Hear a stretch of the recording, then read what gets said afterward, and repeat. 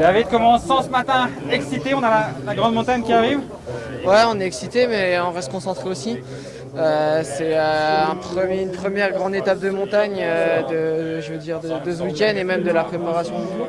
Donc on va passer sur des passages à plus de 2000, donc on va rester concentré. Il reste 2 jours à rester concentré avant de pouvoir relâcher un petit peu la pression. Vous parliez de votre préparation TID. C'est haute altitude, c'est quelque chose que vous avez appris à aimer? Ouais, même depuis que je suis tout petit, j'ai toujours été souvent en altitude, peut-être un petit peu moins haut, mais j'ai toujours fait du ski.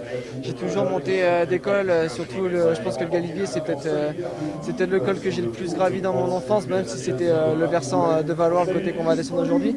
Donc l'altitude, c'est pas forcément quelque chose qui va me plus me gêner, mais c'est quelque chose que j'adore. En tant que l'un des favoris pour le général, à quoi vous vous attendez? Quel type de course vous attendez aujourd'hui? Déjà, je pense que l'échappée va mettre un petit bout de temps à sortir. L'étape est courte, ça va être intense, ça va être nerveux.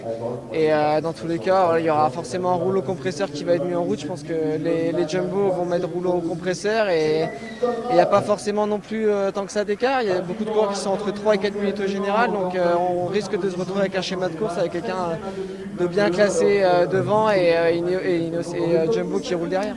Est-ce qu'il faut avoir deux mains en tête?